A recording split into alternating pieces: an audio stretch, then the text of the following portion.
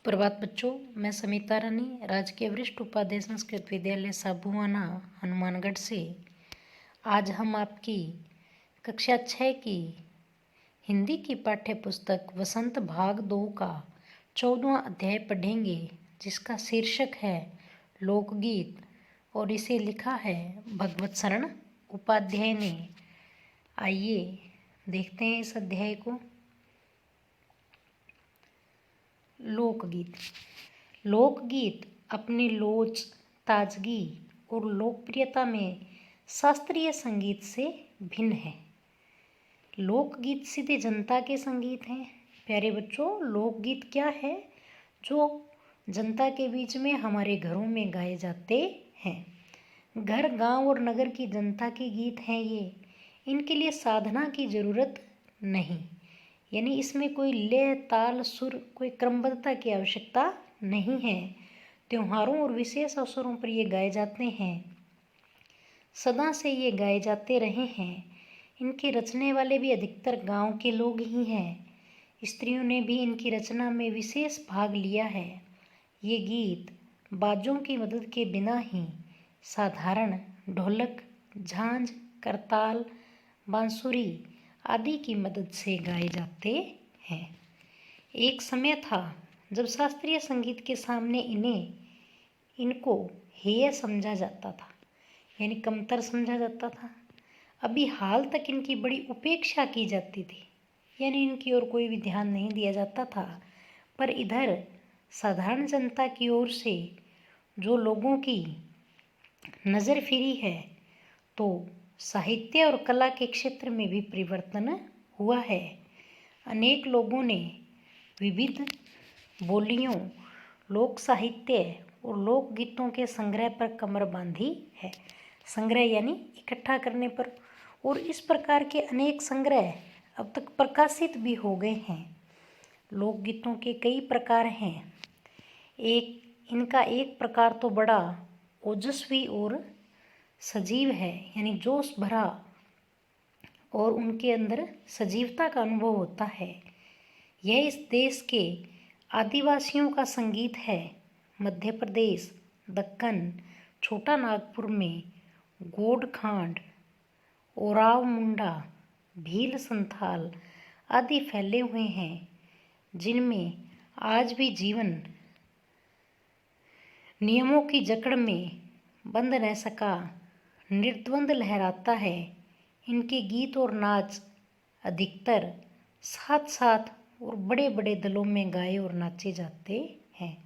ये जाति के जो लोग हैं, ये जो गीत है, ये समूह के अंदर गाते हैं। 20-20, 30-30 आदमियों और औरतों के दल एक साथ या एक दूसरे के जवाब में गाते हैं और दिशाएं गूंज उठती हैं। पहाड़ियों के अपने अपने गीत हैं।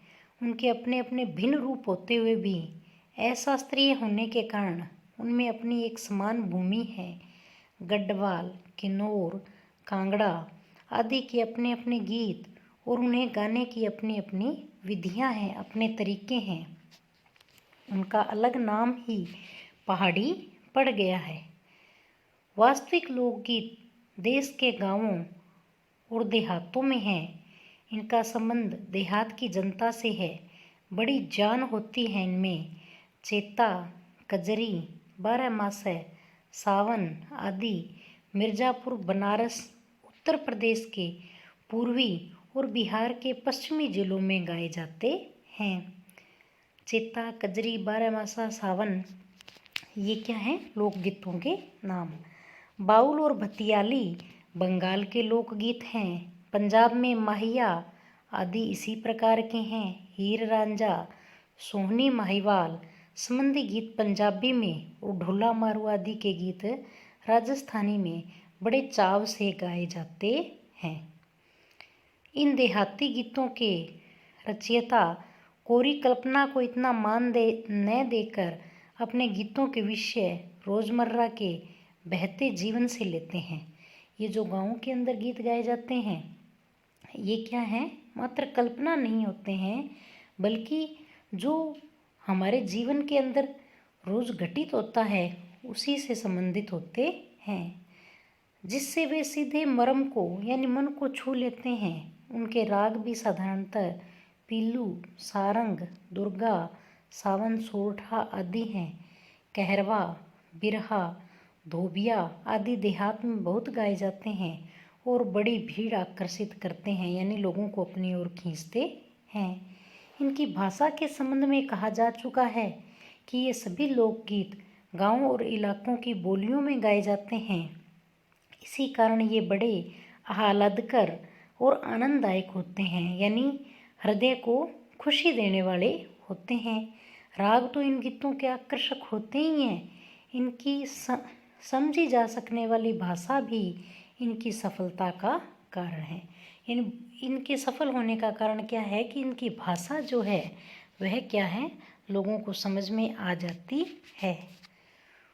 भोजपुरी में करीब 30-40 वर्षों से विदेशिया का प्रचार हुआ है। गाने वाले अनेक समूह में इन्हें गाते हुए देहात में फिरते हैं।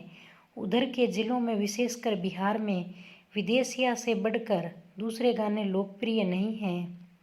विदेशिया क्या है, जो कि भोजपुरी भाषा में प्रचलित एक गीत है।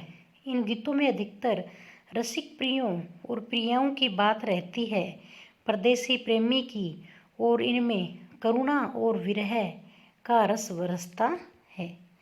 जंगल की जातियाँ आदि के भी दल गीत होते हैं जो अधिकतर बिरहा आदि में गाए जाते हैं।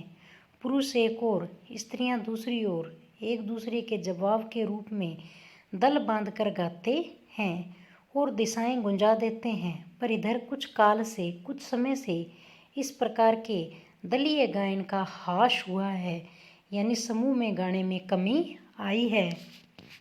एक दूसरे प्रकार के बड़े लोकप्रिय गाने आल्हा के हैं। अधिकतर ये बुंदेलखंडी भाषा में गाए जाते हैं।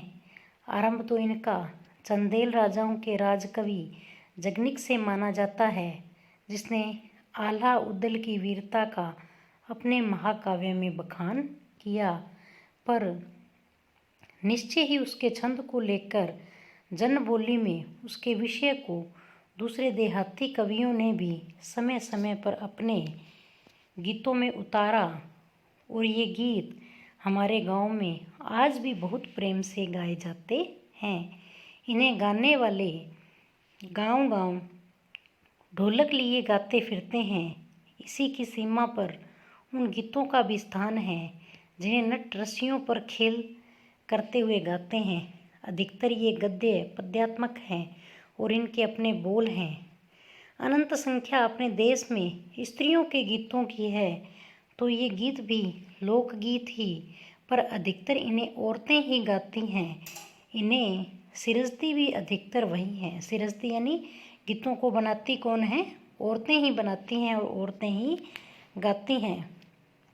वैसे मर्द रचने वालों या गाने वालों की भी कमी नहीं है, पर इन गीतों का संबंध विशेषतः स्त्रियों से ही है। इस दृष्टि से भारत इस दिशा में सभी देशों से भिन्न है, अलग है, क्योंकि संसार के अन्य देशों में स्त्रियों के अपने गीत मर्दों या जनगीतों से अलग और भिन्न नहीं हैं, मिले जुले ही हैं। त्योहारों पर नदियों में नहाते समय के, नहाने जाते हुए राह के, विवाह के, मटकोड़, जौनेर के, संबंधियों के लिए प्रेम युक्त गाली के, जन्म आदि के सभी अवसरों के अलग अलग गीत हैं जो स्त्रियां गाती है। इन अवसरों पर कुछ आज से नहीं, बड़े प्राचीन काल से वे गाती रही हैं। महाकवि कालिदास आदि ने भी अपने ग्रंथों में उनके गीतों का हवाला दिया है। यानी कालिदास ने अपने ग्रंथों में लोकगीतों का जिक्र किया है। सोहर, बानी, सहरा आदि उनके अनंत गानों में से कुछ हैं। वैसे तो 12 मासे पुरुषों के साथ नारियां भी गाती है। एक विशेष बात यह है कि नारियों के गाने साधारणतः अकेले नहीं गाए जाते, दल बांधकर गाए जाते हैं। अनेक कंठ एक साथ फूटते हैं। यद्यपि अधिकतर उनमें मेल नहीं होता, फिर भी त्योहारों और शुभ अवसरों पर ये बहुत ही भले लगते हैं, अच्छे लगते हैं। गांवों और नगरों में गायिकाएं भी होती हैं जो विवाह, जन्म आदि के अवसरों पर गाने के लिए बुला ली जाती हैं। सभी ऋतुओं में स्त्रियां उल्लासित होकर, खुश होकर, समूह बनाकर, दल बांधकर गाती हैं। पर होली, बरसात की कजरी आदि तो उनकी अपनी चीज है जो सुनते ही बनती है। पूर्व की बोलियों में अधिकतर मैथिल, कोकिल, विद्यापति के गीत गाए जाते हैं, पर सारे देश के कश्मीर से कन्याकुमारी, केरल तक और काठियावाड़, गुजरात, राजस्थान से उड़ीसा, आंध्र प्रदेश तक अपने अपने विद्यापति हैं। यानी सब अपने अपने इलाकों के हिसाब से गानों को गाते हैं। स्त्रियां ढोलक की मदद से गाती हैं। अधिकतर उनके गाने के साथ नाच का भी पुट होता है। गुजरात का एक प्रकार का दलीय गायन गरबा है, जिसे विशेष विधि से घेरे में घूम घूम कर औरतें गाती है। साथ ही लकड़ियाँ भी बजाती जाती हैं जो बाजे का काम करती हैं। इसमें नाच गान साथ साथ चलते हैं। वस्तुतः यह नाच ही है सभी प्रांतों में लोकप्रिय हो चला है। इसी प्रकार होली के अवसर पर ब्रज में रसिया चलता है, जिसे दल के दल लोग गाते हैं। स्त्रियां विशेष तौर पर गांव के गीतों के वास्तव में अनंत यानी अनेक प्रकार हैं। जीवन जहाँ इठला इठला कर लहराता है, वहाँ भला आनंद के स्रोतों की कमी हो सकती है। उद्दाम जीवन के ही वहाँ के अनंत संख्यक गाने प्रतीक हैं। धन्यवाद बच्चों।